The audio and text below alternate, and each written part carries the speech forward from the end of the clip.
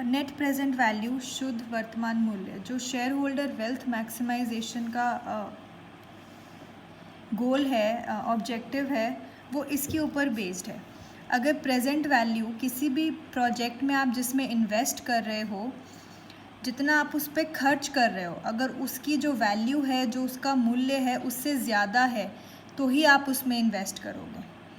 ठीक है, जो भी प्रोजेक्ट है उसका क्या मूल्य है, वर्थ, अगर आप उसमें जितना उसका मूल्य है उससे ज़्यादा कॉस्ट लगा रहे हो, उससे ज़्यादा लागत है, तो आप उसमें इन्वेस्ट नहीं करोगे।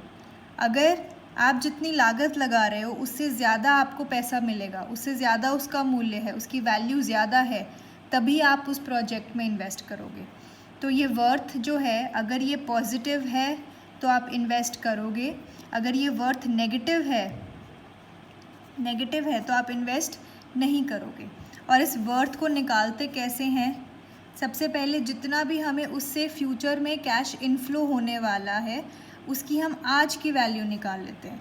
सो present value of future cash inflows, की आने वाले समय में उस प्रोजेक्ट से हमें जितने भी कैश इनफ्लो, जितना भी पैसा मिलने वाला है, उसकी आज क्या कीमत है, आज क्या वैल्यू है, और उसमें से हम माइनस कर देंगे जो हमने उसके ऊपर खर्चा किया है। ये यूजुअली जो हमने आज कैश आउटले किया है, जो आज हमने पैसा खर्चा है, इसमें भी अगर आप किश्तों में खर्चा कर रहे हो तब भी आप उस सारे खर्चे की प्रेजेंट वैल्यू निकाल लो कि उससे जितना लाभ होने वाला है, जितना कैश मिलने वाला है, उसकी आज की कीमत क्या है, और जितना आप उसमें खर्च करने वाले हो उसकी आज की कीमत क्या है।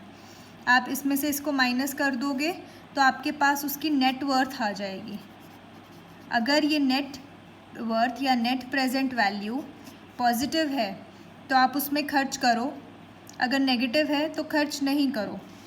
अगर ए और बी दो प्रोजेक्ट्स हैं, दोनों में पॉजिटिव है, तो जिसकी नेट प्रेजेंट वैल्यू हायर है, ज़्यादा है, आप उसमें इन्वेस्ट करोगे।